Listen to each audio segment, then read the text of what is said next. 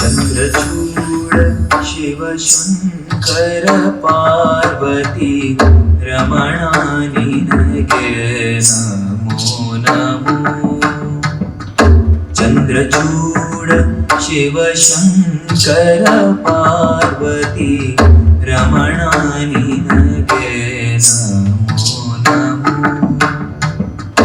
सुंदरतर पिनाकधर हर सुंदरतर पिनाकधर हर गंगाधर गज चर्मांबरधर गंगाधर गज चर्मांबरधर। चंद्रचूड शिव शंकर पार्वती रमणा निनगे नमो नमो। चंद्रचूड शिव शंकर पार्वती रमणा निनगे नमो नमो।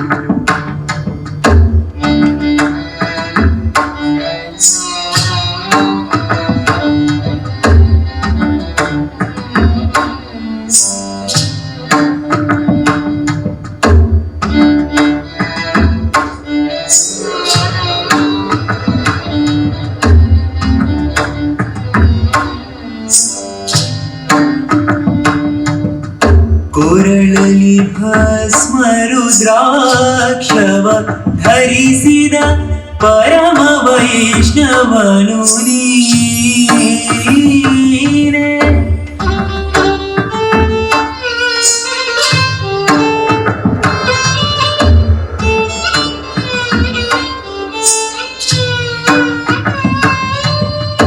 गरुड गमन नमा पुरंदर विठ्ठलन प्राण प्रियनु नीने।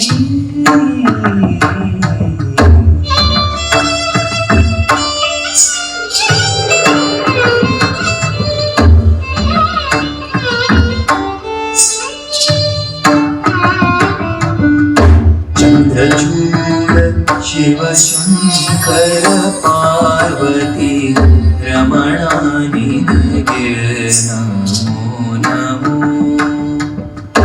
चंद्रचूड शिव शंकर पार्वती रमणा निनगे नमो नमो।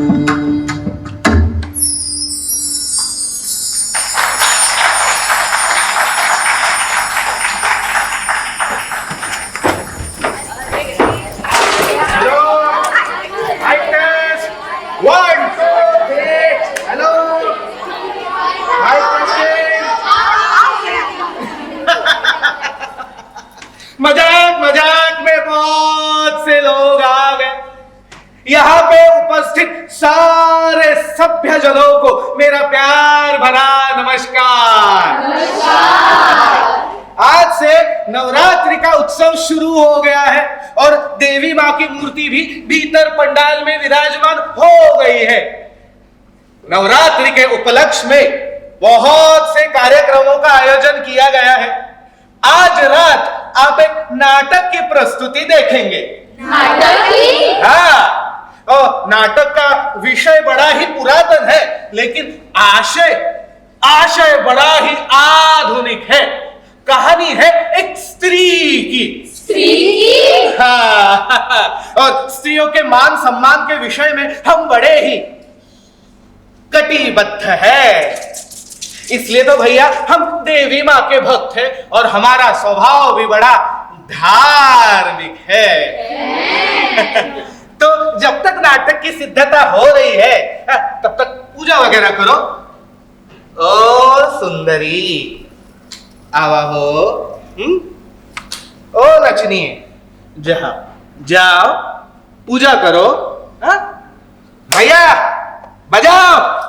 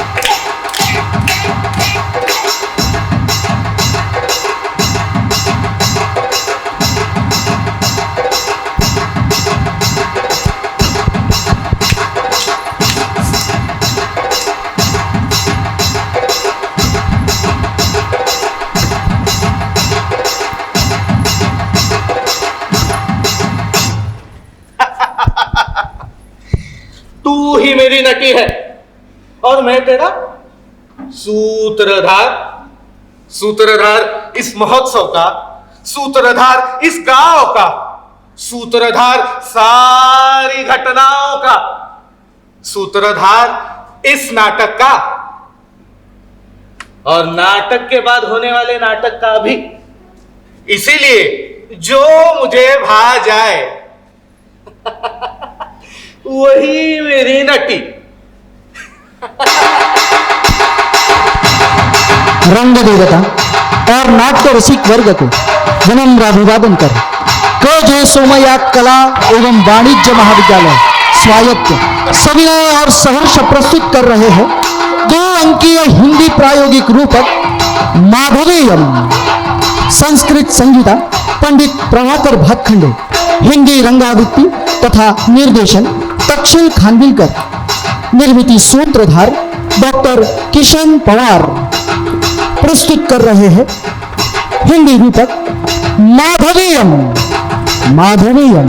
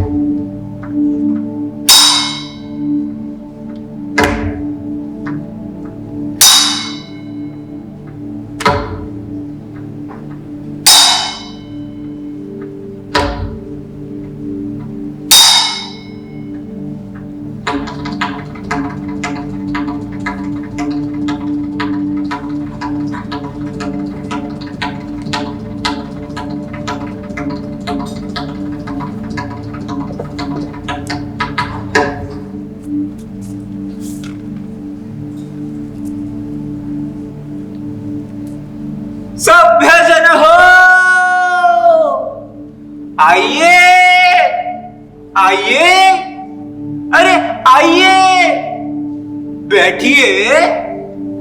नवरात्रि के उपलक्ष्य में इस हिंदी भाषिक रूपक का आस्वाद लीजिए।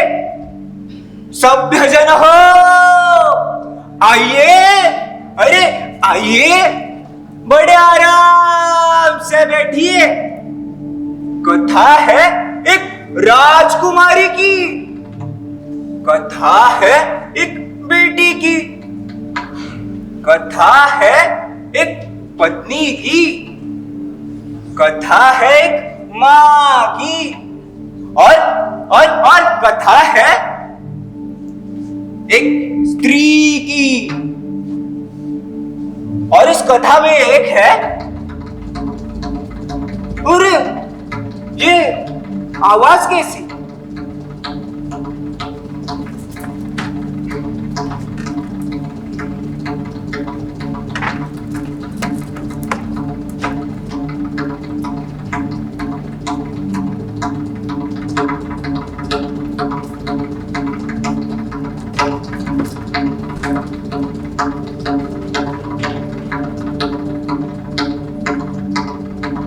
कोई तो यहाँ आ रहा है।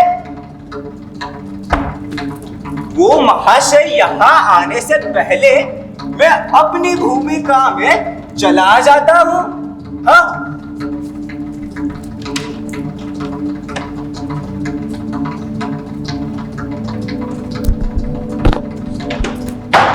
नमो पार्वतीपते।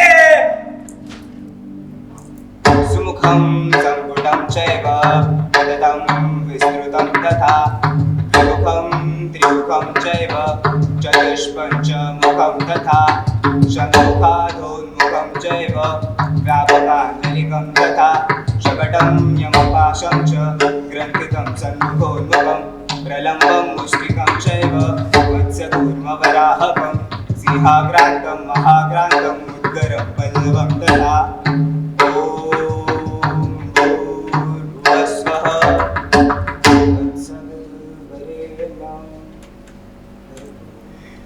अब मेरे जीवित रहने का कोई औचित्य नहीं।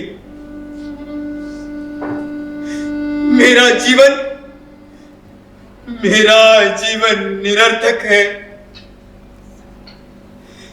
जो शिष्य अपने गुरु को मनचाही गुरु दक्षिणा ना दे सके, अरे वो कैसा शिष्य?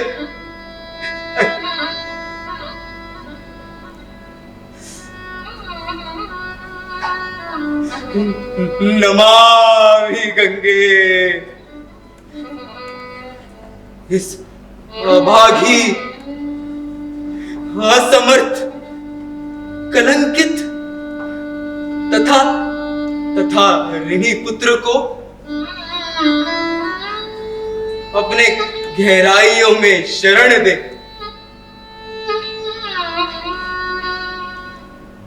मेरा आत्महत्या करना ही उचित है।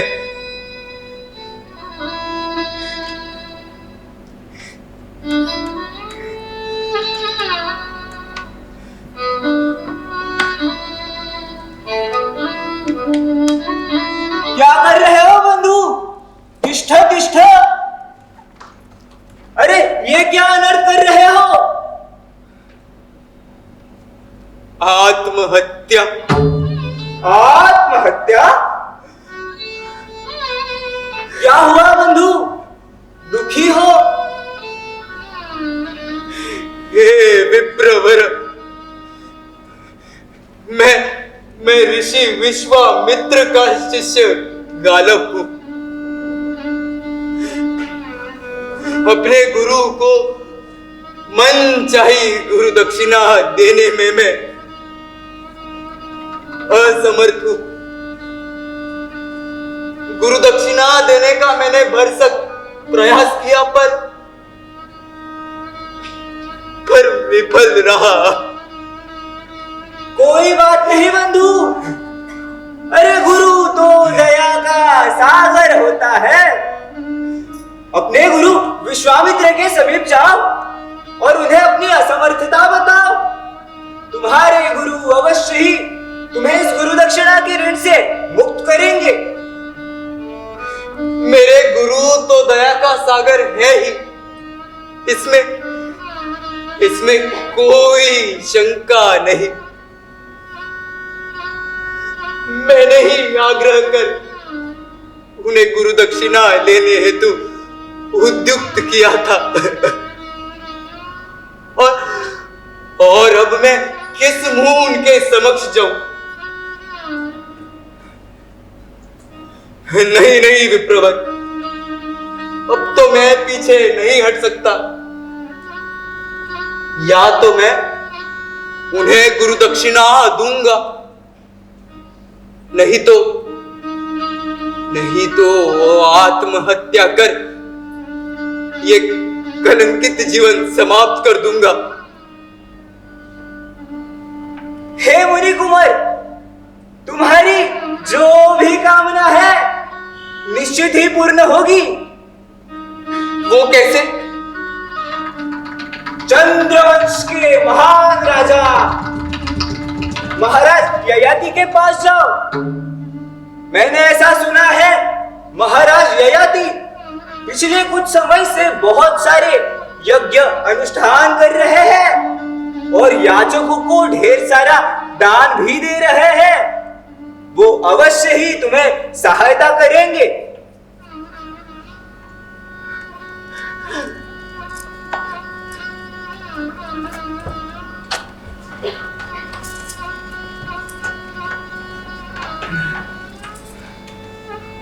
हे विप्रवर, क्या आपका यह कथन सत्य है?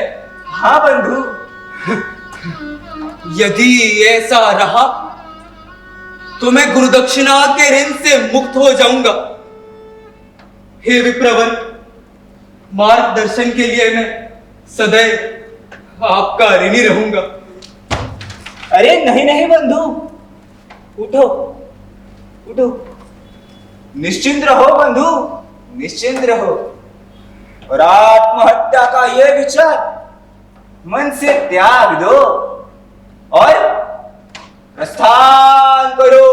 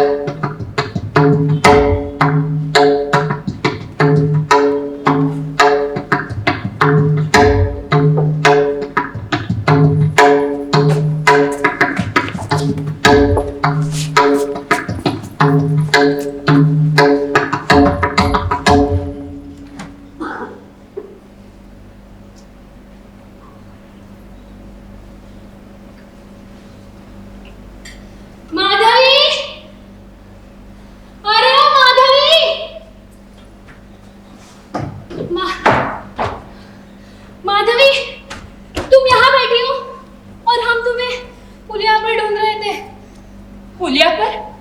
हाँ पुलिया पर। अरे मेला देख रहे थे ना, मेला देख लिए, फिर सोचे पुलिया पर जाए और नदी में मछली को दाना डाले। अरे हम दाना डाल ही रहे थे कि नदी के इस किनारे तुम्हें देखे, तो तुमसे मिलने चले आए। तुम तो मेले में दिखने से रही। चलो मछली को दाना देने जाते। चलो। आज नहीं सुमन, तुम जाओ। अरे ओ मैडम जी, ये क्या बात हुई? आज नहीं तुम जाओ? हम तुम्हारे बगैर कहीं नहीं जा रहे, बता रहे। तुम्हें तो चलना ही हो। चलो।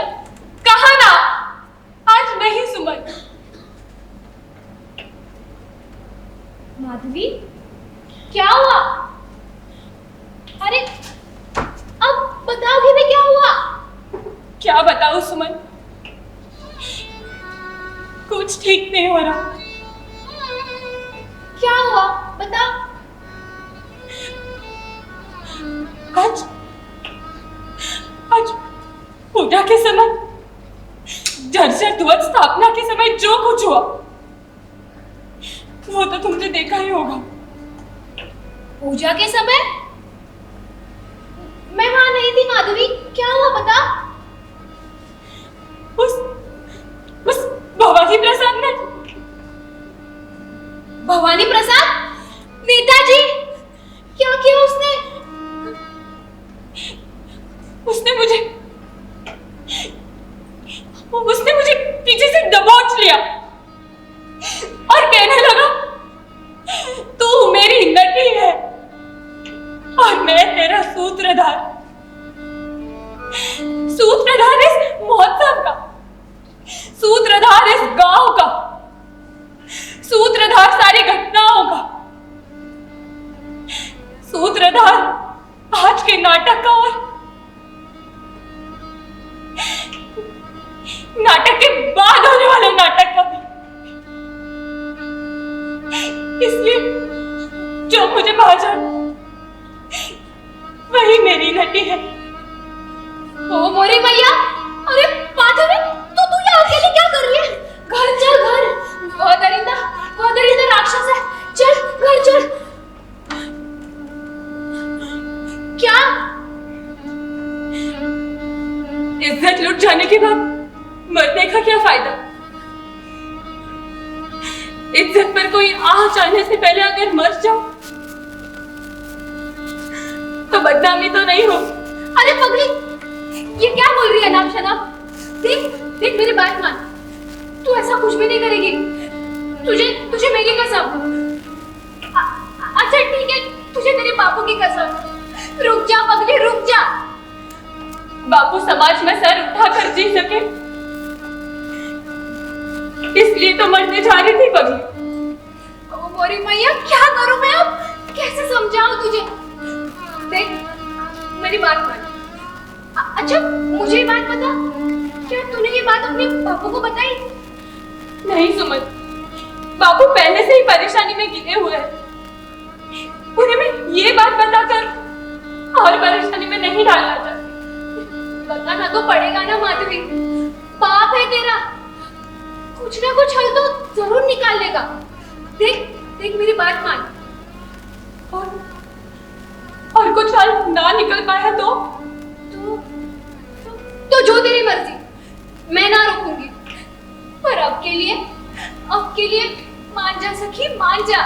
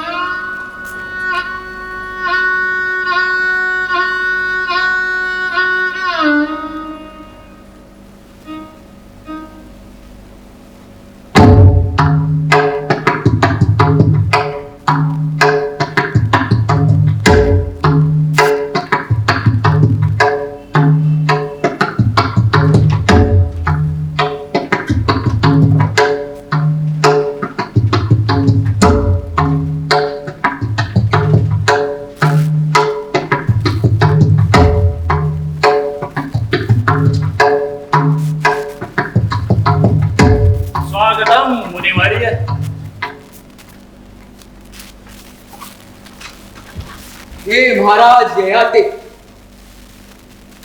आपके आतिथ्य से ही मैं संतुष्ट हूं। आपकी सत्ता और कीर्ति वर्धिष्णु रहे। प्रजा नाम पालको राजा, धर्म विधर्म संस्थिता, कृतविद्याश्रयो भूत्वा छात्र वृत्तिम समाचर। हे मुनिवर्य, आपके केवल दर्शन मात्र से मैं धन्य हो गया हूं। कृपया आपके आगमन का प्रयोजन बताइए। महाराज, प्रयोजन है, विशेष प्रयोजन है। आपकी सहायता चाहता हूं। आज्ञा पयतु भवान। महाराज, भिक्षा में देही। भिक्षा अवश्य देंगे। कहिए, क्या चाहते हैं आप? महाराज, एकत श्याम करना नाम, चंद्रवर्चसाम अश्वानाम, अष्टौ शतानि में देही। क्या? जी हाँ राजन, ऐसे 800 अश्व जो चंद्रमा की समान श्वेत वर्ण के हो, पर जिनका केवल एक ही कान कृष्ण वर्ण का हो।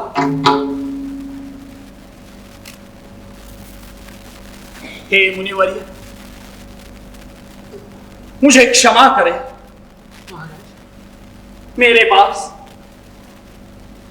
पास घोड़े तो बहुत सारे हैं, किंतु जिस प्रकार के अश्वों का आप वर्णन कर रहे हैं, उस प्रकार का एक भी अश्व मेरी अश्वशाला में नहीं है। हंत भग्नः में मनोरथः।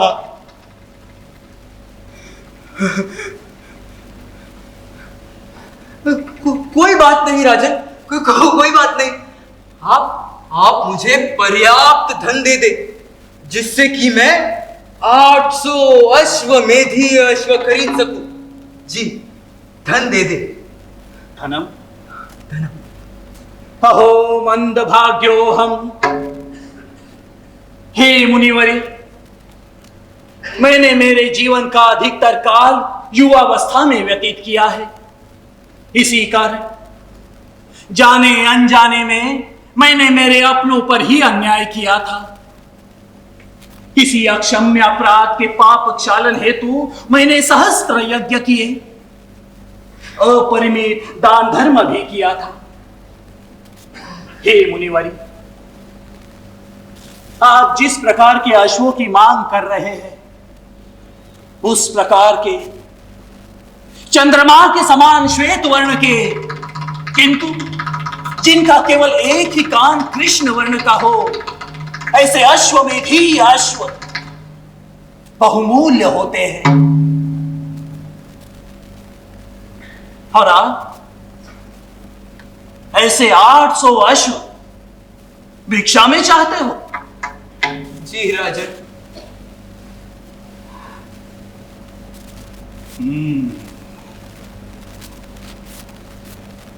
लेकिन मुनिवर्य, क्या मैं जान सकता हूं कि आप जैसे ऋषि कुमार को अश्वमेधी 800 अश्व किस प्रयोजन से चाहिए? महाराज, मेरे गुरु विश्वामित्र है।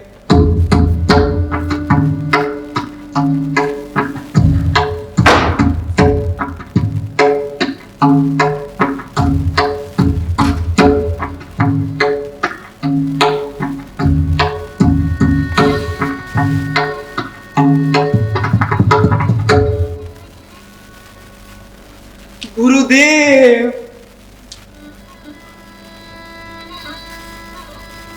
उन्होंने ही मुझे सर्व शास्त्रों की शिक्षा दी। न केवल शिक्षित किया, अपितु सर्व शास्त्र पारंगत भी किया।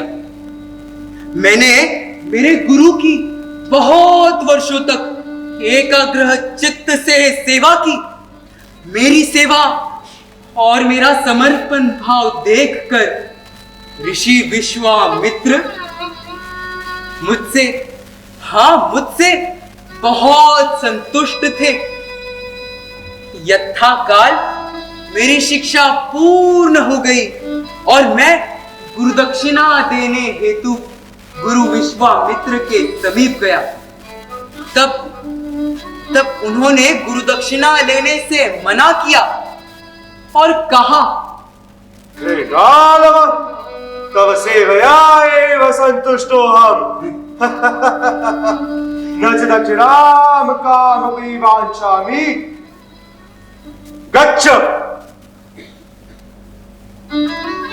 रे गानव, तुम्हारे असीम सेवा भाव से ही मैं संतुष्ट हूं। मुझे तुमसे कोई गुरुदक्षिणा नहीं चाहिए, किंतु गुरु को शिक्षोपरांत गुरुदक्षिणा देनी ही चाहिए। इसी विचार से मैंने उन्हें वारंवार आग्रह किया, प्रार्थना की। तब ऋषि विश्वामित्र क्रोधित हो गए। यदि एवं तर्हि एकदश्याम कर्णानां चन्द्रार्चस्ताम् अश्वानाम् अष्टौ शतानि मेधै गच्छ। परंतु मुनिवर्य, इस प्रकार के अश्व तो दुर्लभ है। जी हाँ राजन, मैं दर दर भटकता रहा, पर मुझे ये अश्वमेधी अश्व कहीं पर भी नहीं मिले। अंततः मैं निराश होकर आत्महत्या के लिए प्रेरित हो गया। तभी किसी तेजस्वी ब्राह्मण ने मुझे आपसे मिलने के लिए उद्युक्त किया, और इसी कारणवश मैं आपके द्वार पर बड़ी खास लिए आया हूं। मुझे माफ करें मुनिवर्य। हे दानशूर सोम कुलान्वय राजर्षे हे नहुषस्य सुपुत्र महाराजन ययाते, मैं गुरु दक्षिणा देने हेतु अश्वमेधीय घोड़ों की भिक्षा मांग रहा हूं। मुझे क्षमा करें मुनिवर्य। मेरे पास घोड़े तो बहुत सारे हैं, किंतु अश्वमेधीय अश्व मेरे पास नहीं है।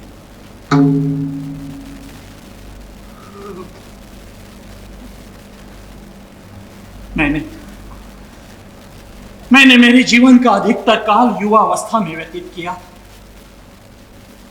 जाने अनजाने में मेरे अपनों पर ही अन्याय किया था।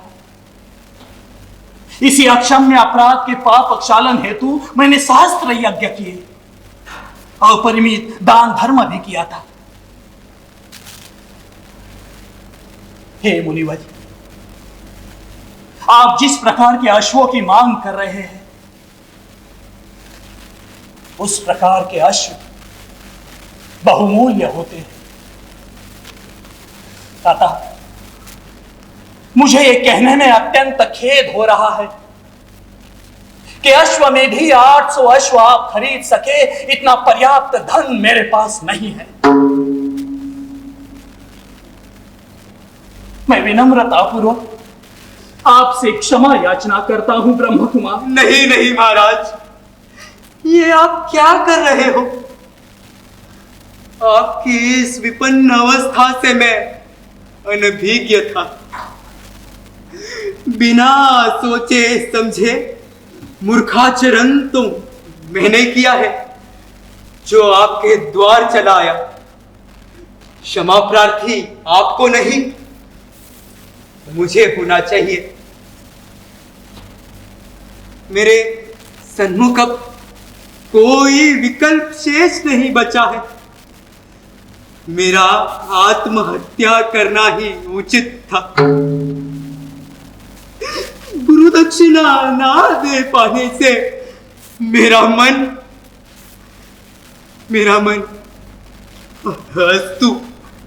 अस्तु राजन, अस्तु। अधुना गन्तुम् इच्छामि। शुभम भवतु। तिष्ठतु भवान मुनिवर गालव, तिष्ठतु भवान। सोमवंशीय क्षत्रियों के द्वार से आज तक कोई भी ब्राह्मण विन्मुख होकर नहीं गया है, आज भी नहीं जाएगा। आप निश्चिंत होकर मेरी यज्ञशाला में प्रतीक्षा करें। मैं कुछ ऐसा सोचता हूं कि आप आपके गुरुदक्षिणा के ऋण से मुक्त हो सके। धन्यो हम राजन, धन्यो हम। यदि मैं गुरुदक्षिणा के ऋण से भी मुक्त हो जाऊं, पर आपके ऋण से मैं कभी मुक्त नहीं हो सकता राजन, कभी नहीं। मैं यज्ञशाला में आपकी प्रतीक्षा करता हूं। धन्यो हम राजन, धन्यो हम।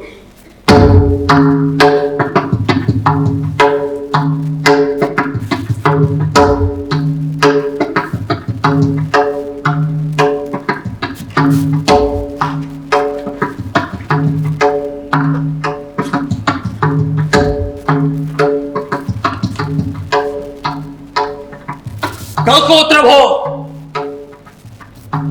मेरी प्रिय पुत्री माधवी को शीघ्र मेरे सन्मुख उपस्थित होने का संदेश प्रेषित करें।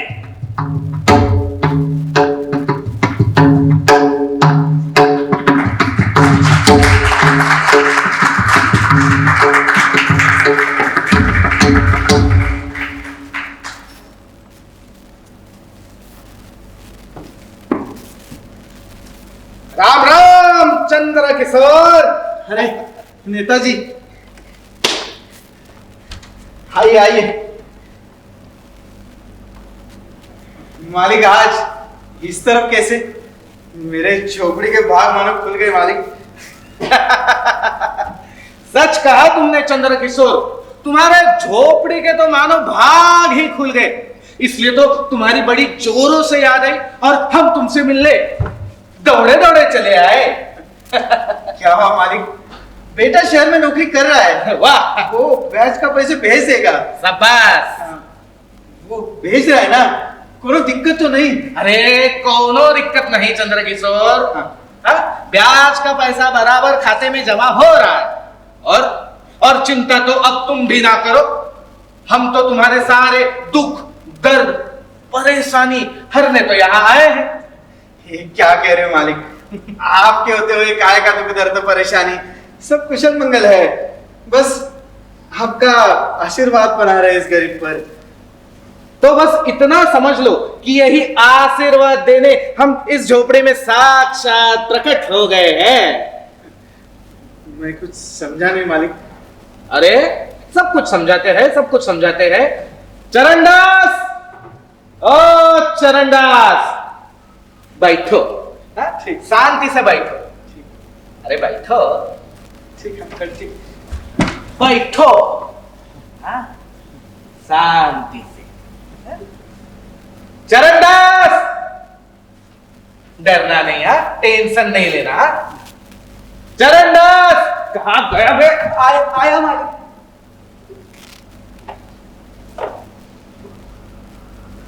क्यों बे? खा जाए तुमको?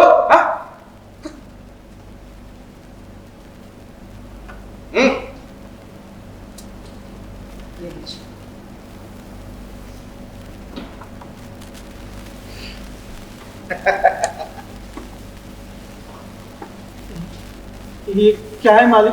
अरे ये सब तो तुम्हारे लिए है। मेरे लिए? हाँ, तुम्हारे सारे दुख दर्द परेशानी मिटाने का मरहम है ये। सरकार, ये आप क्या कह रहे हो? मुझे कुछ समझ में नहीं आ रहा है। सब बता दीजिए, आखिर बात क्या है? कुछ गलती हुई हमसे? अरे पैर छोड़ो भैया, खड़े हो जाओ। हाँ चरणदास, पैर छुओ ससुर जी के। ससुर जी, तुम्हारे नहीं बे, हमारे।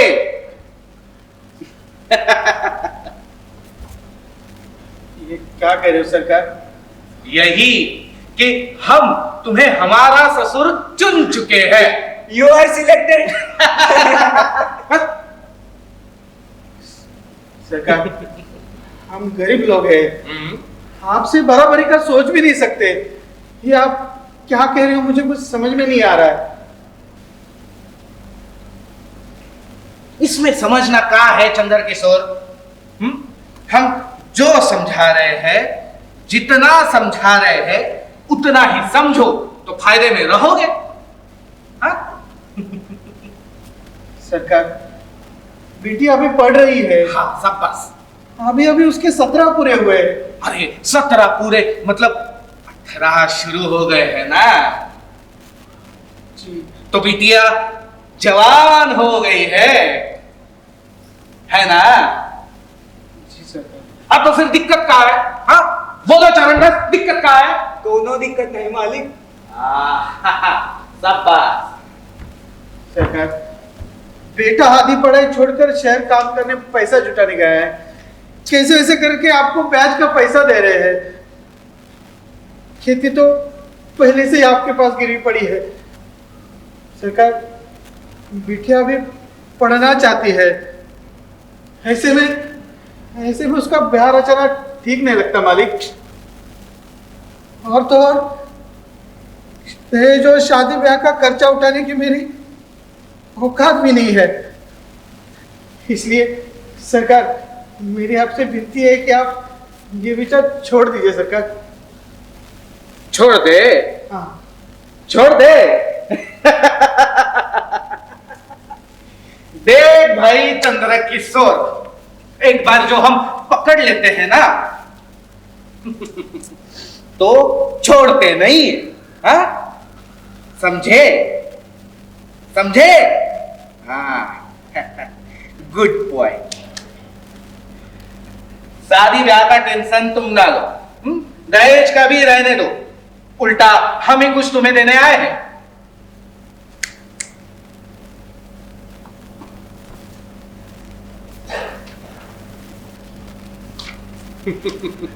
नॉटी।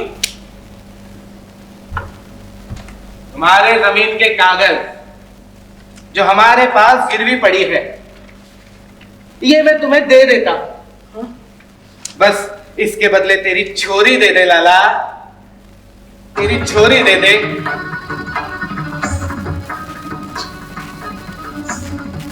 सरकार, आप क्या कह रहे हो?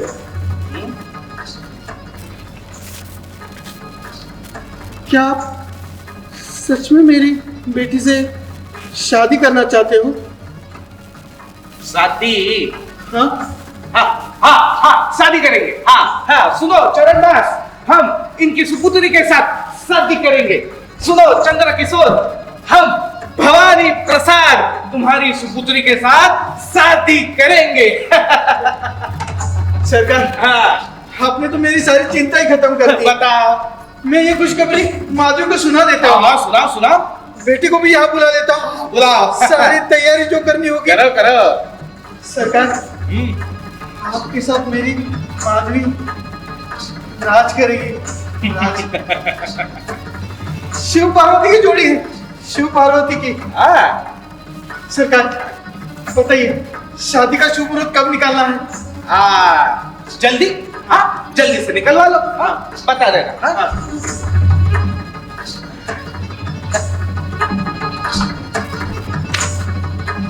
पहले शुभ मुहूर्त निकलवा लो, शादी करेंगे। बाद में तो घर का ही मैटर है ना। हाँ? पकड़ो।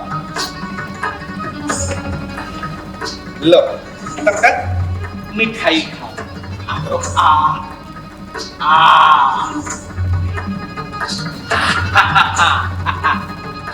स्वीटी, कुत्तों को खिला देना।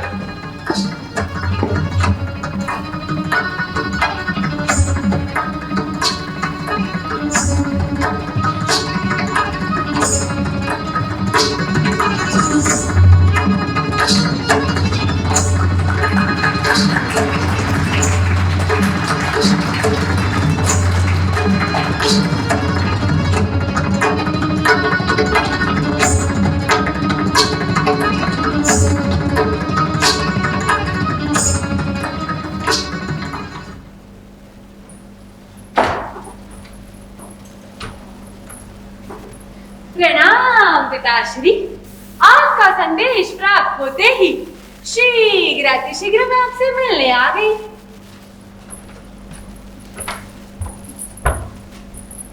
क्या हुआ तात? आप ठीक तो है ना?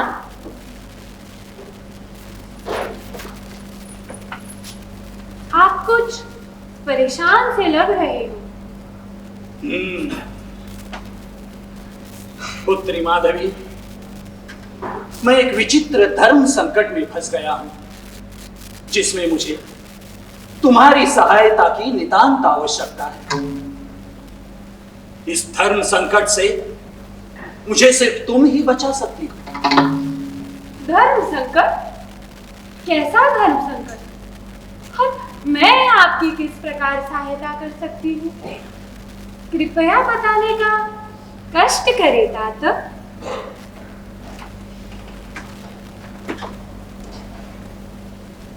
पुत्री माधवी, गुरु विश्वामित्र ऋषि के शिष्य गालव एक विचित्र दान की याचना कर रहे हैं।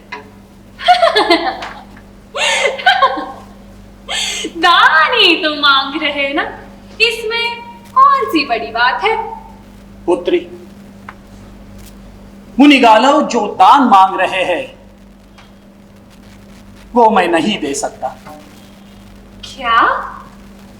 ऐसा कौन सा दान मांग लिया उन्होंने जो आप नहीं दे सकते पिताश्री? पुत्री, मुनि गालव ऐसे 800 अश्व मांग रहे हैं जो चंद्रमा के समान श्वेत वर्ण के हो, किंतु जिनका केवल एक ही काम कृष्ण वर्ण का हो। क्या? इसका अर्थ ये हुआ कि उन्हें 800 अश्वमेध अश्व चाहिए। सटीक पहचाना। लेकिन पिताश्री, गालव जैसे मुनि कुमार को अश्वमेध अश्व क्यों चाहिए? वो भी एक या दो नहीं, बल्कि पूरे 800। पुत्री, गुरु विश्वामित्र ऋषि के गुरु दक्षिणा में देने हेतु वो ये दान मांग रहे हैं पुत्री। अच्छा, किंतु कहात्र मैं संबंध, इसमें मैं क्या कर सकती हूँ? जो दान देने में स्वयं आप असमर्थ है, उसमें मैं कैसे आपकी सहायता कर सकती हूँ? पुत्री माधवी, सोमवंशीय क्षत्रियों के द्वार से आज तक कोई भी ब्राह्मण विन्मुख होकर नहीं गया है। इसी कारण समग्र कुल की प्रतिष्ठा दांव पर लगी है। माधवी, माधवी, अत्र तवापि संबंध। मेरा भी संबंध है? वो कैसे तात? पुत्री, मुनि गालव जिस प्रकार के अश्वों की मांग कर रहे हैं वो दुर्लभ है और इसीलिए बहुमूल्य भी है। इसी कारण मैं ये सोच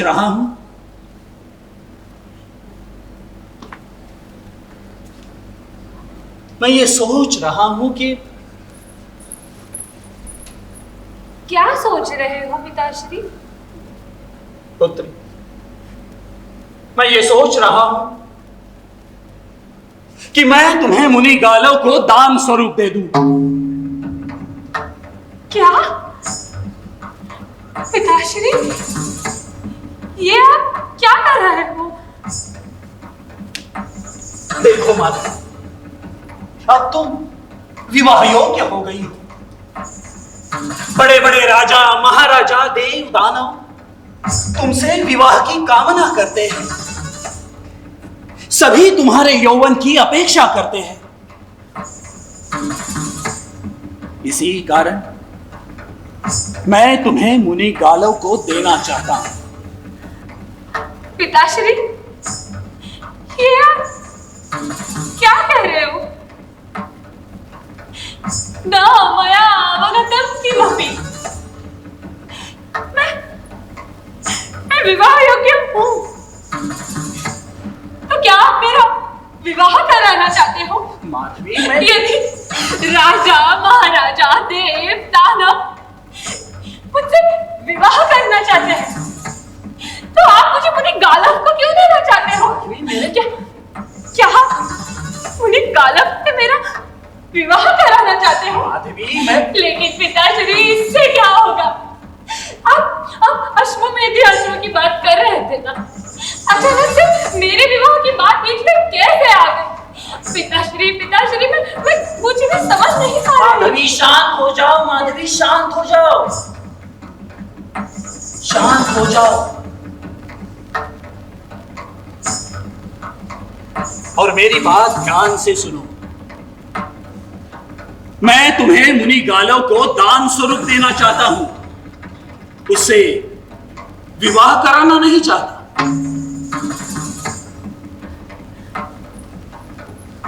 और उससे क्या होगा? मुनि गालव तुम्हें किसी ऐसे महाराजा के पास ले जाएगा जिसके पास 800 अश्वमेधी अश्व है। उन अश्वों के बदले वो तुम्हें उस महाराजा को अर्पण कर देगा। 800 अश्वमेधी अश्व लेकर वो अपने गुरुदक्षिणा के ऋण से मुक्त हो जाएगा। हमारे द्वार से कोई याचक ब्राह्मण विन्मुख होकर भी नहीं जाएगा और तुम्हें भी तो अपना मनपसंद वर मिल जाएगा। मनपसंद वर? हाँ। दाता, एक प्रश्न है आपसे। घर की बेटी को किसी पराये पुरुषों की स्वाधीन करने से क्या कुल की प्रतिष्ठा बनी रहेगी? माधवी! एष प्रच्छन्ना कन्यावधारा। माधवी! जन्म से लेकर उसके विवाह तक स्त्री पर उसके पिता का अधिकार होता है। विवाह के पश्चात उसके पति का और वृद्धावस्था में उसके पुत्र का अधिकार होता है। स्त्री स्वतंत्र नहीं क्वचित। तात,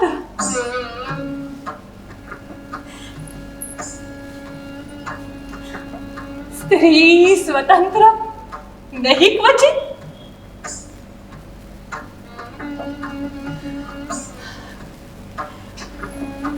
स्त्री स्वतंत्र नहीं क्वचित। आपका अधिकार है, आपको जो ठीक लगे।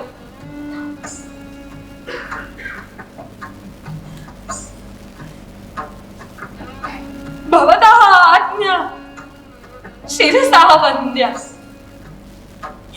मया कदापि नातिक्रान्ता।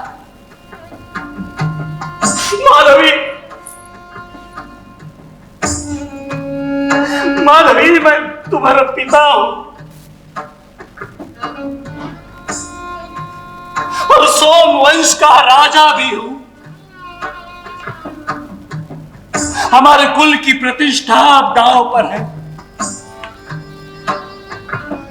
और उसकी प्रतिष्ठा बनाए रखने में हमें अपना कर्तव्य निभाना ही होगा। महाराज, आपने कहा कि प्रतीक्षा करें, और कितनी प्रतीक्षा करनी होगी मुझे? स्वागतम, स्वागतम मुनिवर्य। आपको जो कष्ट हुआ है उसके लिए मैं क्षमा चाहता हूं, किंतु अभी आपको और कष्ट करने की कोई आवश्यकता नहीं है। मैंने कुछ ऐसा सोचा है कि आप आपके गुरु दक्षिणा के ऋण से मुक्त हो सके। इयं में कन्या माधवी। शुभम भवतु। का एषा? इयं मे कन्या माधवी मया तुभ्यं प्रदीयते। राजन राजन राजन, इस कन्या का मैं क्या करूं? मुझे तो 800 अश्वमेधी अश्व चाहिए। चिंता मास्तु मुनिवर्य। कन्या नहीं, 800 अश्वमेधी अश्व। चिंता मास्तु मुनिवर्य, धैर्य रखे। आपको जिस प्रकार के अश्वों की जरूरत है, उस प्रकार के अश्वों के लिए मेरी पुत्री माधवी ही एकमात्र विकल्प है। वो कैसे? माधवी सौंदर्यवती है और अब विवाह योग्य भी हो गई है। बड़े बड़े राजा महाराजा देव दानव उससे विवाह की कामना करते हैं। आप उसे लेकर किसी ऐसे महाराजा के पास जाएं जिसके पास 800 अश्वमेधी अश्व है। उन अश्वों के बदले आप मेरी पुत्री उनको समर्पित कर दे। वो राजा इससे विवाह कर लेगा और आपको 800 अश्वमेधी अश्व दे देगा। किंतु राजन, अपनी अश्वशाला में 800 अश्वमेधी अश्व रखने वाले राजा के पास इसके जैसी अनेकों रानियां होंगी। जी सही कहा, किंतु मेरी पुत्री माधवी के बारे में एक अति विशिष्ट कथन मैंने अब तक किया ही नहीं है आपसे। राजन, क्या मैं जान सकता हूं कि वह अति विशिष्ट कथन क्या है? हे मुनिवर्य, मुझसे मिले सभी ज्योतिषाचार्यों ने मुझे कहा है कि माधवी का होने वाला पुत्र चक्रवर्ती सम्राट बनेगा। क्या? यदि आपको कोई संदेह हो तो आप स्वयं परीक्षण कर सकते हैं। परीक्षण? नहीं राजन, नहीं। मुझे आपके इस कथन पर पूर्ण विश्वास है।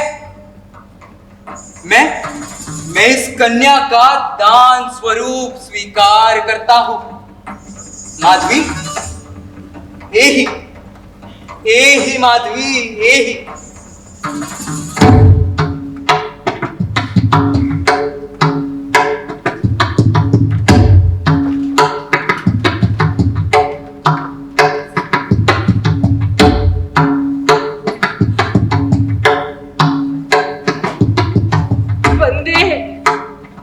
जाते वंश स्थापित्री भव। अध्यापयतु महाराज।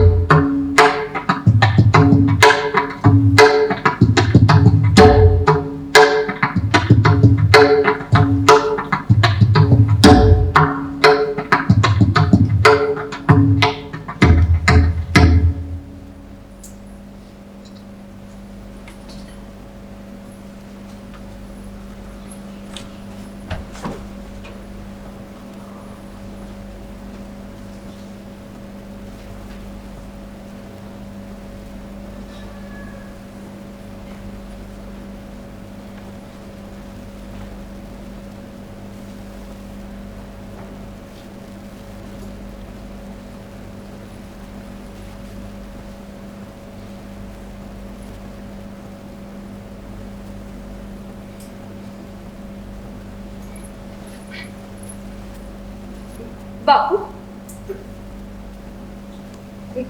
मैं आपसे कुछ कहना चाहती हूँ। मुझे भी तुमसे कुछ कहना है।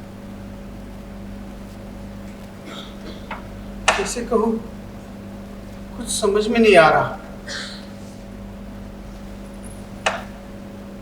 क्या हुआ बापू? आप कुछ परेशान से लग रहे हो। मेरा छोड़ो, आप बताओ क्या हुआ? वो आया था। वो आया था? कौन आया था? वही भवानी प्रसाद। क्या? भवानी प्रसाद घर तक आ गया? घर तक आ गया मतलब? ये क्या कह रही हो बेटी?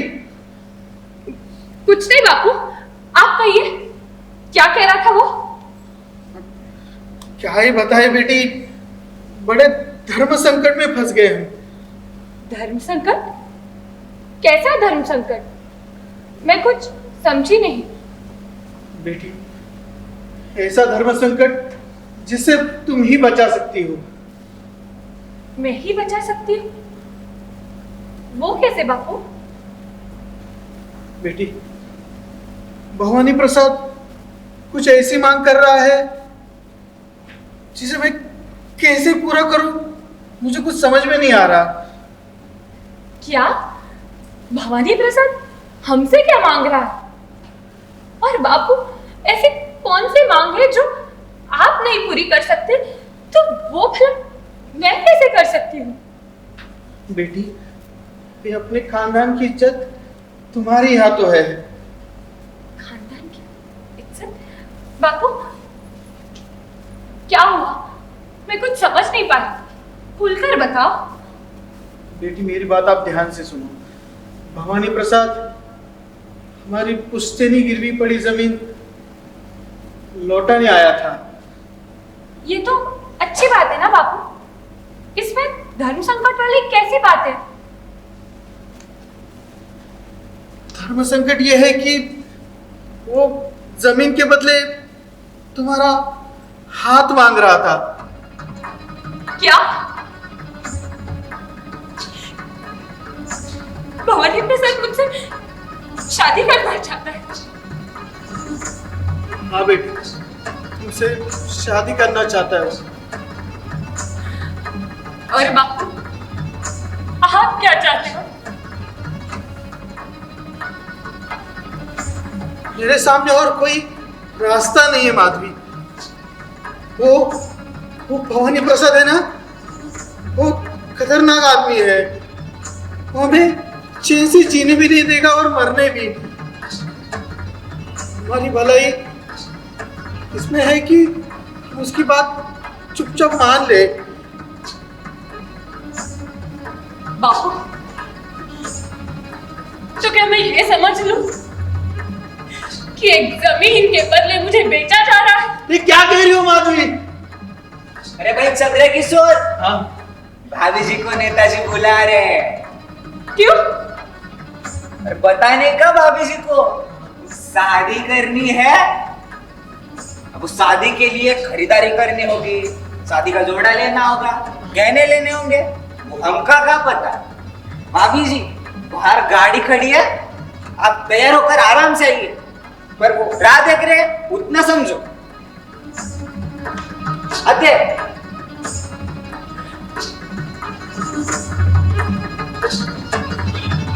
बापू, तो क्या आपकी यही इच्छा है? माधवी, मैं तुम्हारा बाप हूं।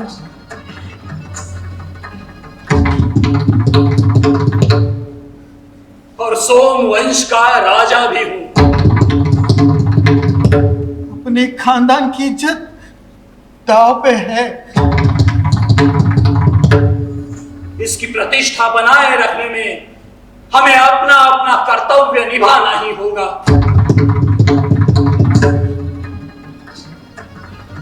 बापू,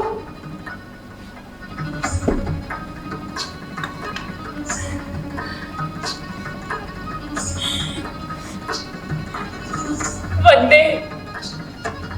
जाते हैं। वंशस्थापयित्री भव।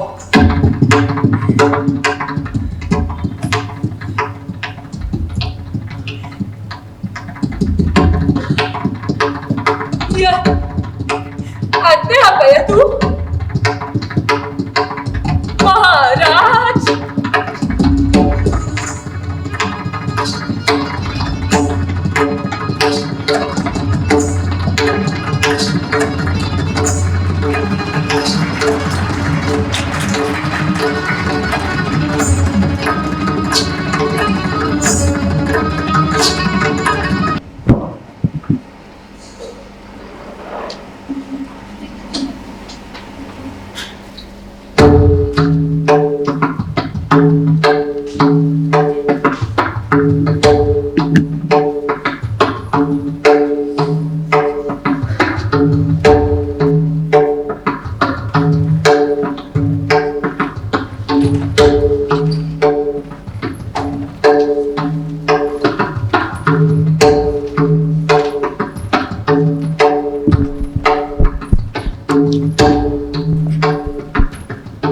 रंग देवता और नाट्य रसिक वर्ग को विनम्र अभिवादन कर क जय सोमैया कला एवं वाणिज्य महाविद्यालय सविनय और सहर्ष प्रस्तुत कर रहे हैं 2 अंकीय हिंदी प्रायोगिक रूपक माधवीयम, अंक दूसरा और अंतिम।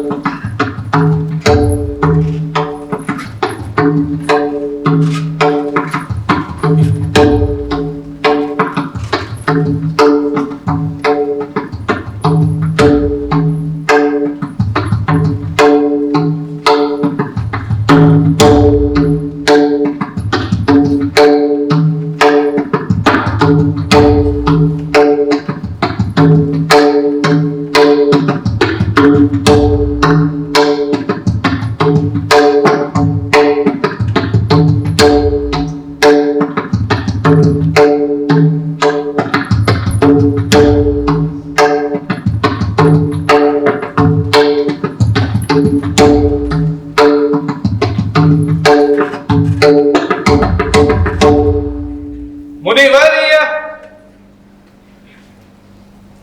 हे महाराज हरियश्व, सादर प्रणाम। मैं ऋषि विश्वामित्र का शिष्य गालव हूं। मैं इक्ष्वाकु वंशीय राजा हरियश्व आपको सादर प्रणाम करता हूं। प्रणाम। कहिए, मैं आपकी किस प्रकार से सेवा कर सकता हूं?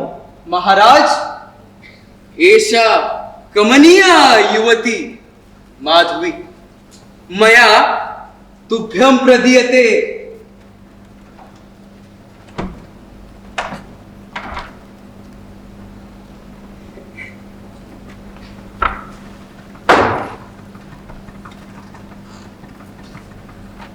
एषा युवती?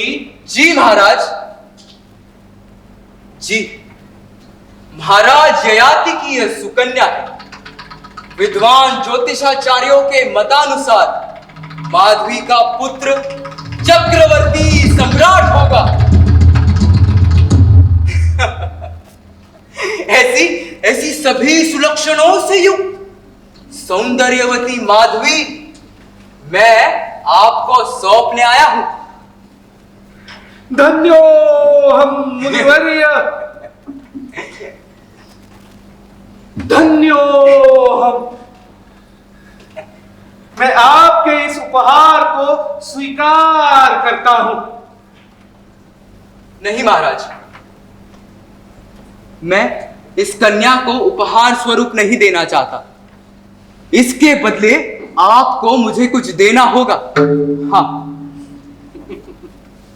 कुछ देना होगा? जी। इस कन्या पर तो मैं आधा राज्य दे दूं। आज्ञा पाए तो भगवान, क्या चाहते हैं आप? महाराज, एकत श्याम करना नाम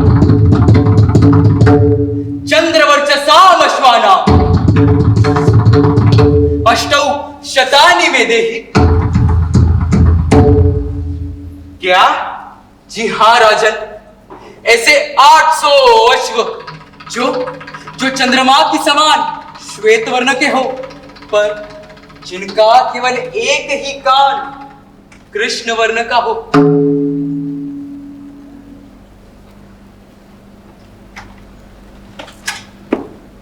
तो सरल भाषा में कहा जाए तो आपको 800 अश्वमेधीय अश्व चाहिए। जी राजन।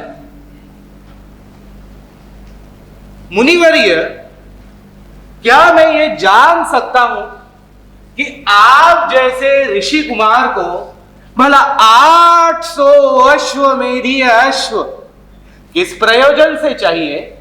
महाराज, मेरे गुरु विश्वामित्र ने इस प्रकार के अश्व गुरुदक्षिणा हेतु मांगे हैं। साधु।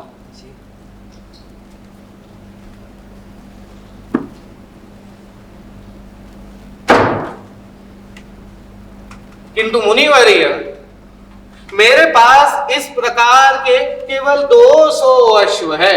किम वदतु भवान? केवल 200 अश्व? हाँ मुनिवर्य। हाँ, अंत। कोई बात नहीं राजन, कोई बात नहीं। मैं किसी अन्य राजा के पास चला जाता हूं। चलो माधवी, चलो। तिष्ठतु मुनिवर्य, तिष्ठतु। आप मेरा एक प्रस्ताव तो सुन लीजिए। प्रस्ताव? हाँ। कैसा प्रस्ताव महाराज? मैं इस कन्या पर मोहित हूं। आप इसे मुझे सौंप दे और बदले में 200 अश्व ले जाए। राजन, मुझे 200 नहीं, पूरे 800 अश्वमेधी अश्व चाहिए। मुनिवर्य, आप मेरा प्रस्ताव पूर्ण रूप से सुन तो लीजिए। जैसा कि मैंने कहा, मैं इस कन्या पर मोहित हूं। मुझे इससे केवल एक ही पुत्र की अपेक्षा है, केवल एक ही। पुत्र जन्म के बाद पुत्र मेरा होगा और ये स्त्री स्वतंत्र। राजन, पर कन्यादान तो केवल एक ही बार किया जाता है, और आप जो कर रहे हो, क्या वो व्यवहार धर्म मान्य होगा? धर्म मान्य? जी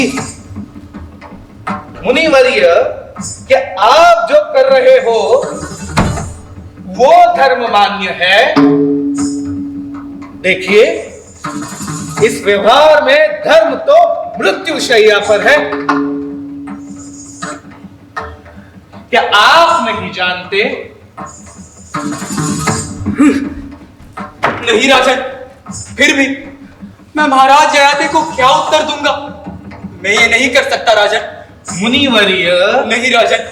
आप देश विदेश में चाहे कितना भी यत्न कर ले, आपके प्रारब्ध में केवल निराशा ही आनी है। क्यों? क्योंकि वर्तमान काल में किसी भी राजा के समीप 800 अश्वमेधी अश्व एक साथ नहीं मिलेंगे।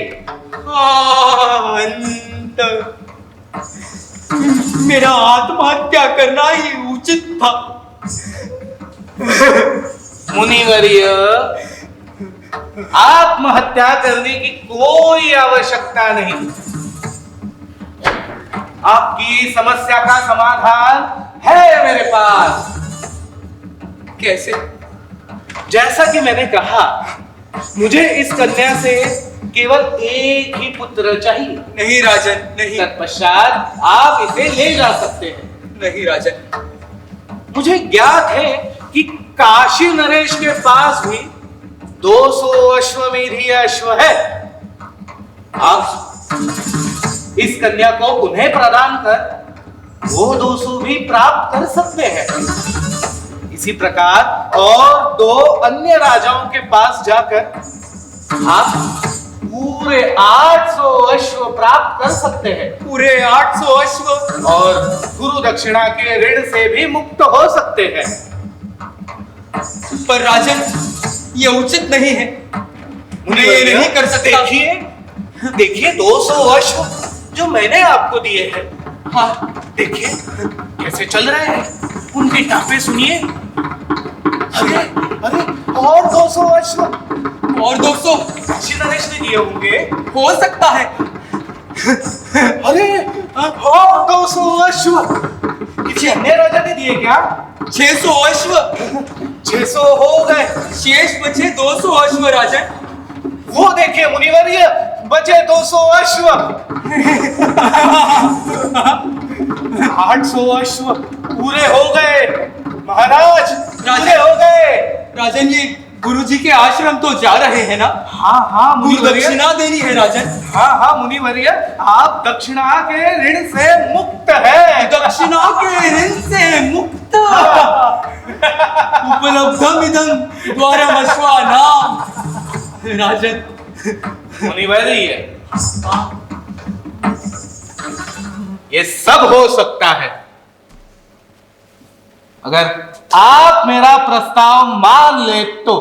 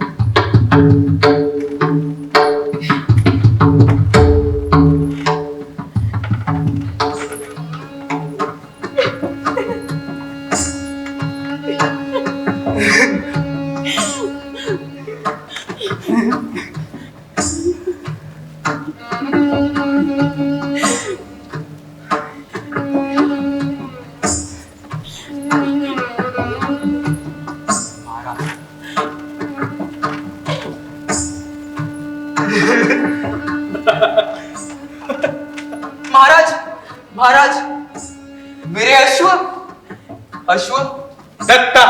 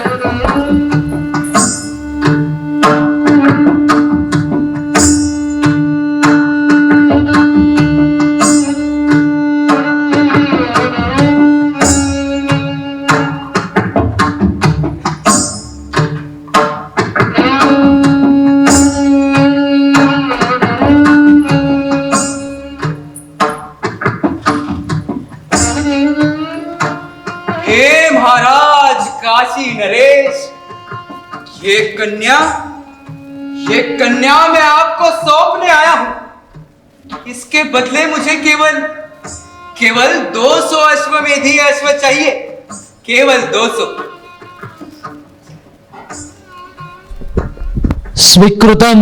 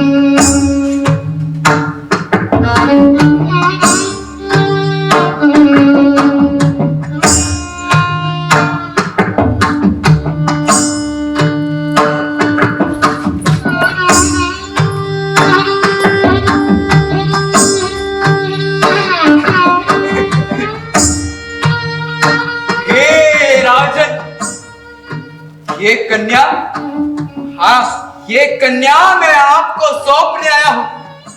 इसके बदले मुझे केवल 200 अश्वमेधी अश्व चाहिए, केवल 200। रूपवती एषा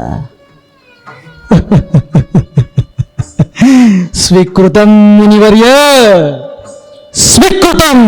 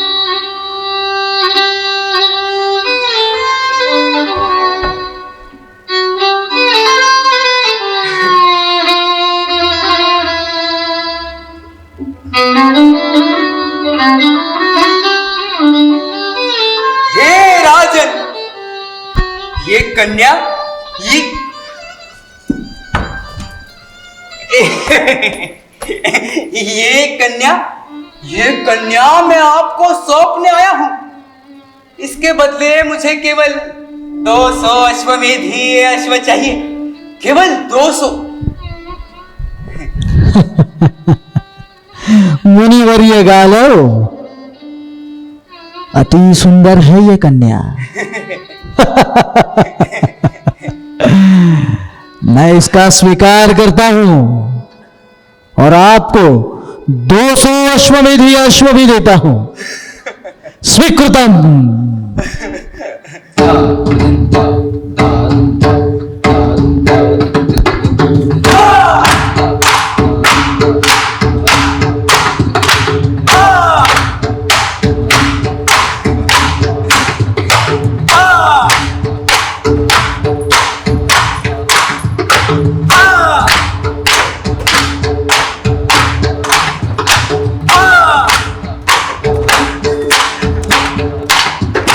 Ah!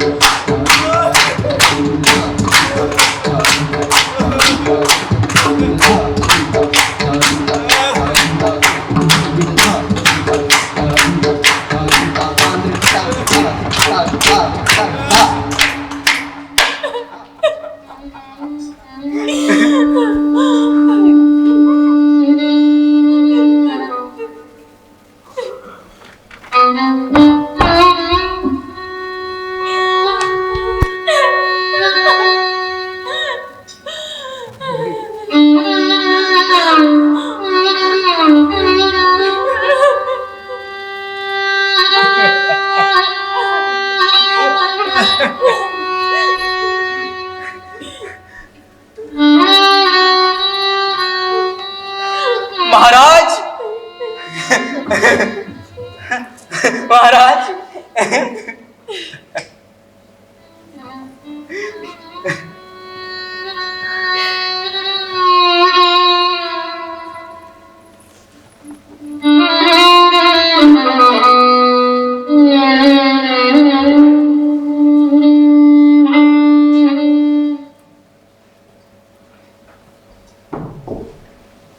हे महाराजन ययाति, आपकी कीर्ति वर्धिष्णु रहे। राजन, मेरा मनोवांछित उद्देश्य पूर्ण करने के लिए आपने जिस प्रकार सहायता की, उसके लिए मैं आपका सदैव सदैव ऋणी रहूंगा महाराज। मैं आपकी यशस्विनी कन्या माधवी आपको पुनः लौटाने आया। माधवी, तुम्हारे असीम त्याग के कारण तुम्हारा नाम इतिहास के पन्नों पर स्वर्णाक्षरों में लिखा जाएगा। महाराज, महाराज अधुना गंतुम इच्छामि। शुभम भवतु।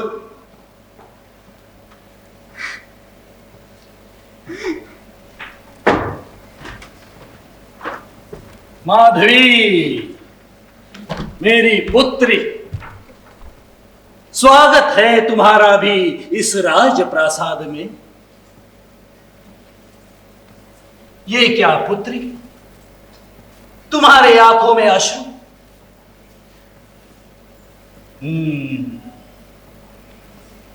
हम जानते हैं कि पिछले कुछ वर्षों में तुमने बहुत कष्ट झेले हैं, पर चिंता ना करो पुत्री, मैं तुम्हारा स्वयंवर रचने जा रहा हूं। बड़े बड़े देशों से राजा, महाराजा, देव, दानव, यक्ष, गंधर्व सभी को निमंत्रित किया जाएगा। तुम्हें जो पसंद हो उसी के साथ तुम्हारा विवाह किया जाएगा। तुम्हारे पिता है, सब समझते हैं।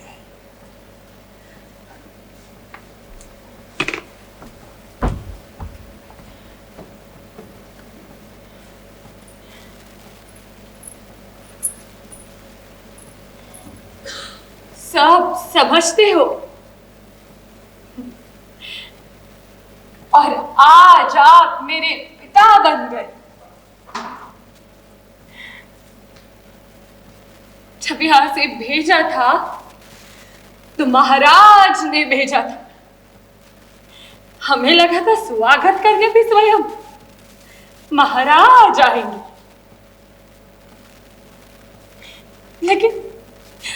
लेकिन ये क्या कर दिया आपने? स्वागत करने तो स्वयं पिताश्री आ गए।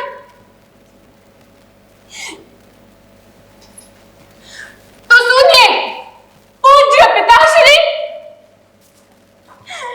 जब आपने मुझे इस राजप्रासाद से मुनि गालव को दान स्वरूप दिया था, तब यहां से जो गई वह आपकी कन्या माधवी है।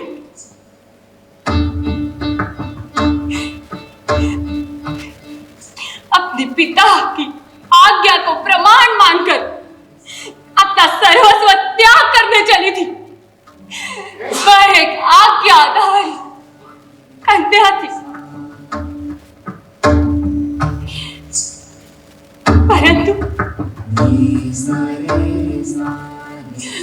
परंतु आज जब मैं पुनः लौट कर आई तो आई हुई माधवी केवल ययाति कन्या नहीं,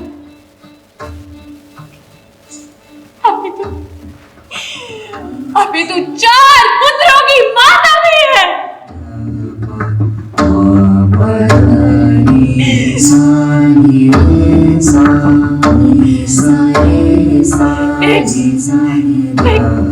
ऐसी दुर्भाग्यशाली माता जो अपने किसी भी नवजात शिशु को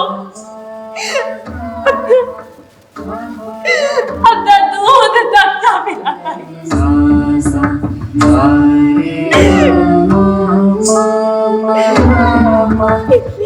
मेरा बच्चा जब भूख के कारण रोने लगता तो मैं उसे सीने से लगाती, तब वो नीचे गाँव उसे मुझसे छीन कर दूर ले जाता।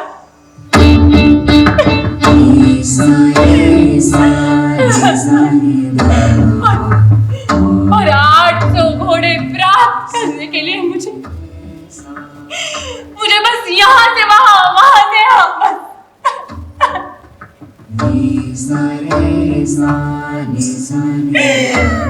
घसीटता रहा।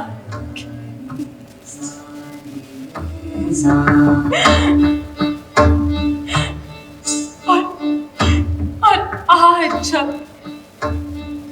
सब कुछ खोकर मैं अपने घर आई, पिताश्री, मैंने आपको देखा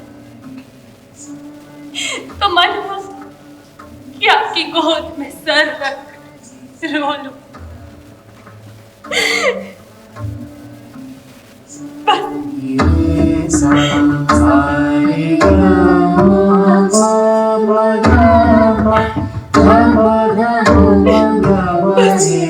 बस रो लूं। पिताश्री, आप तो मेरे स्वयंवर की तैयारी में हो।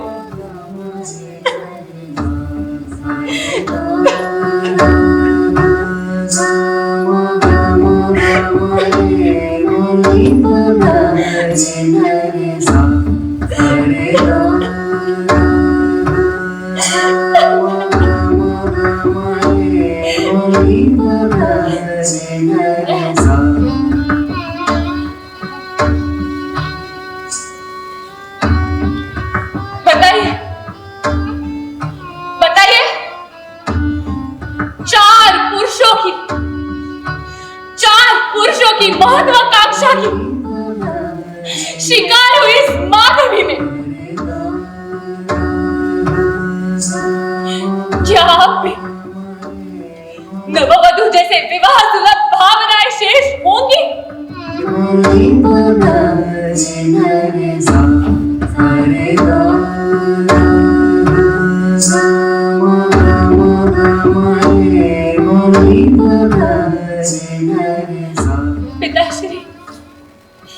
पिताश्री, कम से कम इतना तो सोच लिया होता मेरे बारे में।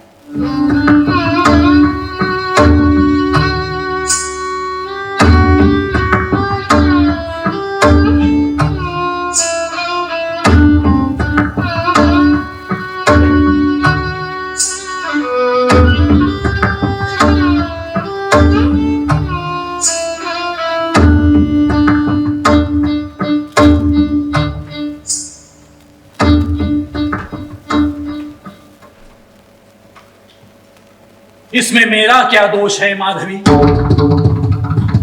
मैं तुम्हारा पिता हूं और सोम वंश का राजा भी हूं, और राजा को कर्तव्यपरायण होना ही चाहिए। द्वार पर आए किसी ब्राह्मण को विन्मुख कैसे भेज सकता था? समग्र कुल की प्रतिष्ठा दांव पर लगी थी। ऐसे समय कोई करता भी तो क्या करता?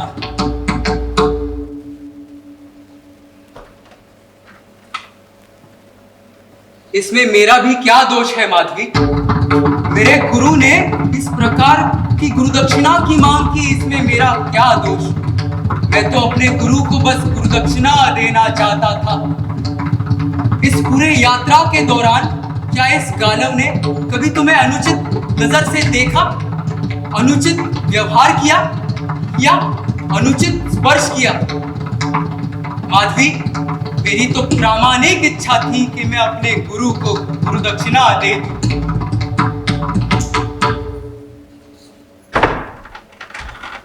तोत्र में दोषः माधवी। मैं नहीं गया था किसी के पास, गालव तुम्हें मेरे पास लेकर आया था। अश्वमेधीय अश्व उसे चाहिए थे और तुम्हारा व्यवहार भी वो कर रहा था। मैंने तो बस उस व्यवहार को पूर्ण किया।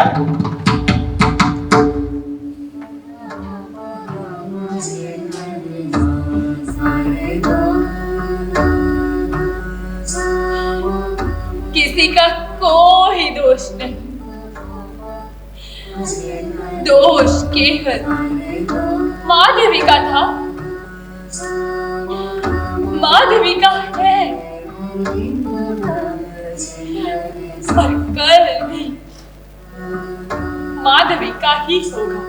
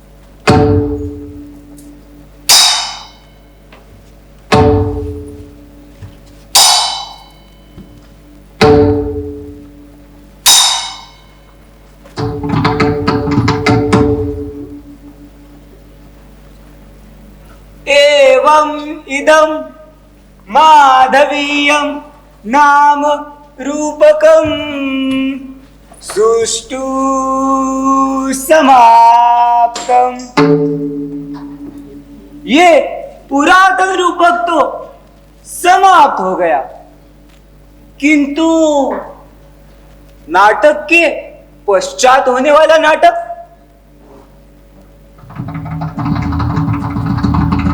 अरे ये आवाज कैसी?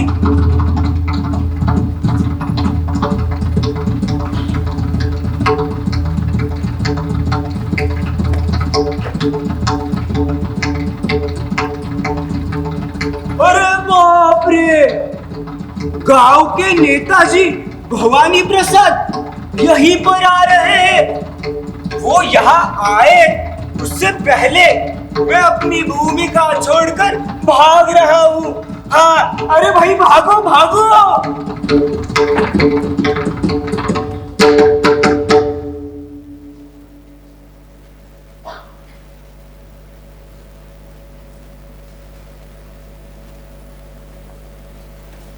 मेरी जोर जबी तुझे मालूम नहीं, तू अभी तक है हंसी और मैं जवान, तुझ पे ही कुर्बान मेरी जान मेरी जान।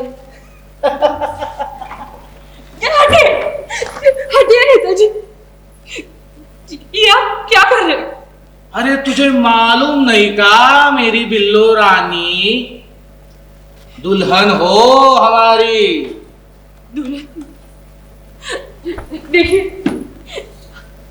हम गरीब लोग, हमारे साथ मजाक मत करना। क्या आप सच में मुझसे शादी करना चाहते हो? शादी? अरे हाँ, करेंगे ना शादी। हाँ, शादी करेंगे, बस एक रात के लिए। हाँ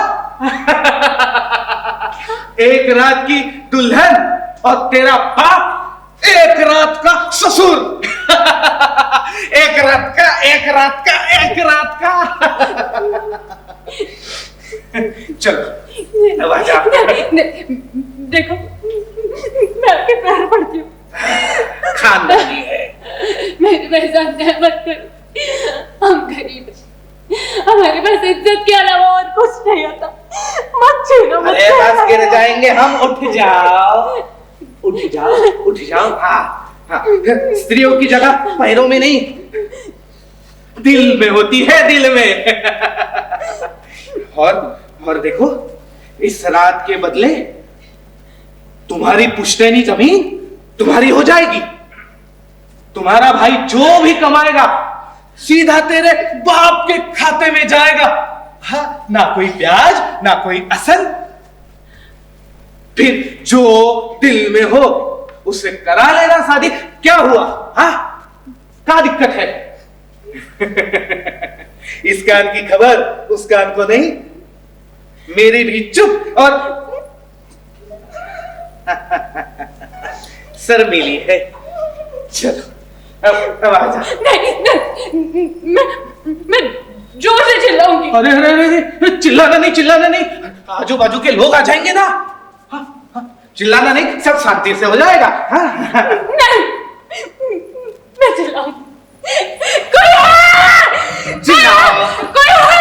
कोई बचाओ! कोई है? कोई बचाओ! चिल्लाओ। मैं जाती हूँ। और जोर से चिल्लाओ। भगवान के लिए मुझे बचा लो। कोई है? कोई है?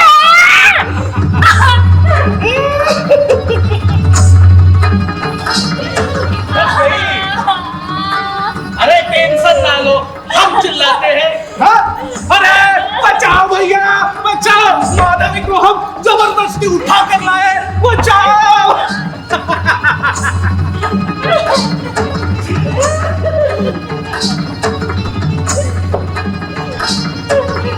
जब तुझे यहाँ लाए तो देखी नहीं क्या? आजू बाजू कहाँ है? कहाँ है? बोलो जंगल है, बोलो जंगल है, बोलो जंगल है।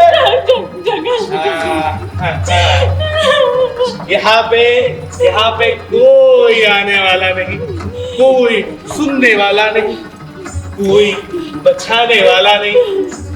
यहाँ पे जो कोई भी है हम है। हाँ? तो चलो अब शादी से सब होने दो। मैं आपके पैर पड़ती हूँ। मैंने हमेशा से आपको भाई जैसा देखा है, बड़े आदर से देखा है। भाई जैसा देखा है, बड़े आदर से देखा है। अरे अरे, क्या अन्याय करने जा रहे थे हम। देखो, कोई बात नहीं, गलती तो इंसान से ही होती है। आपको आपकी गलती का एहसास हो गया, वही बड़ी बात है। अब बस आप मुझे यहाँ से जाने दीजिए। मैं आपके उपकार जिंदगी बाहर नहीं भूलूं। माधवी,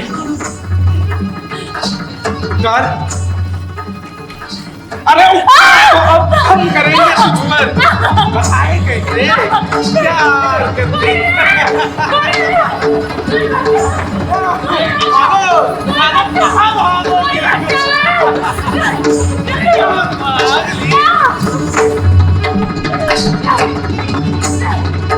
अब जगह भागोगी तो हम खाएंगे ना।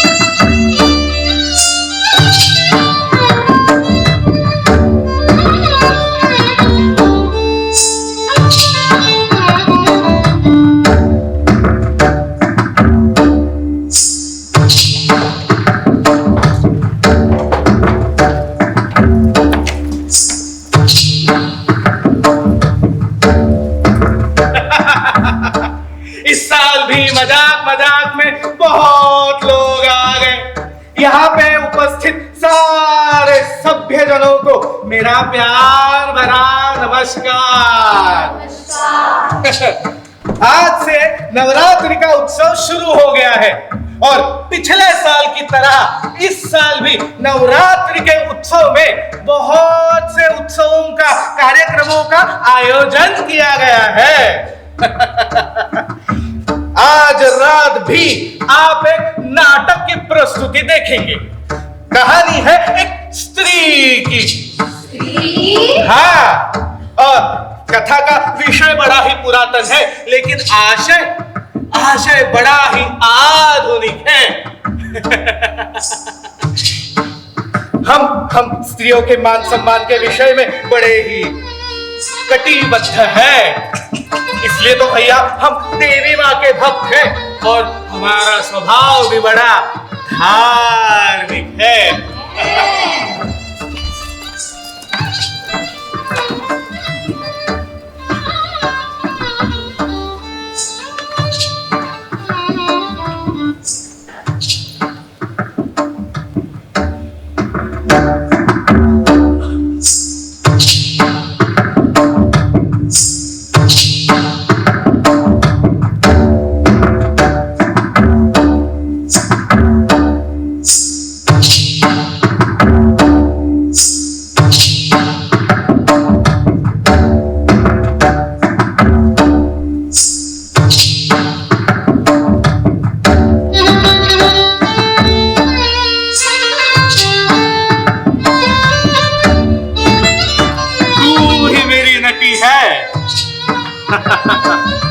और इस साल भी मैं तेरा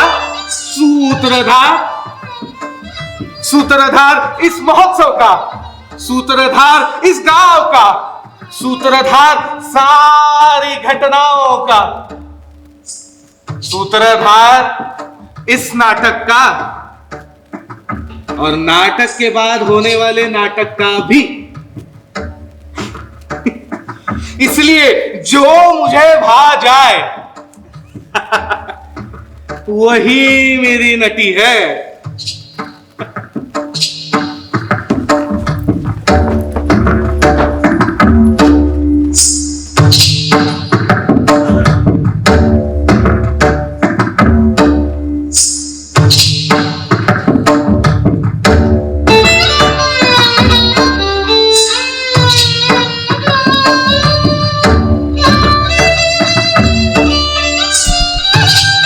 तेजस सोमैया कला एवं वाणिज्य महाविद्यालय स्वायत्त सविनय सहर्ष प्रस्तुत कर रहे थे 2 अंकीय हिंदी प्रायोगिक नाटक माधवीयम। मूल संस्कृत संहिता पंडित प्रभाकर भातखंडे।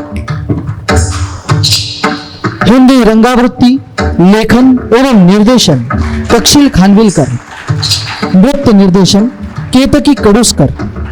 संगीत निर्देशन मल्हार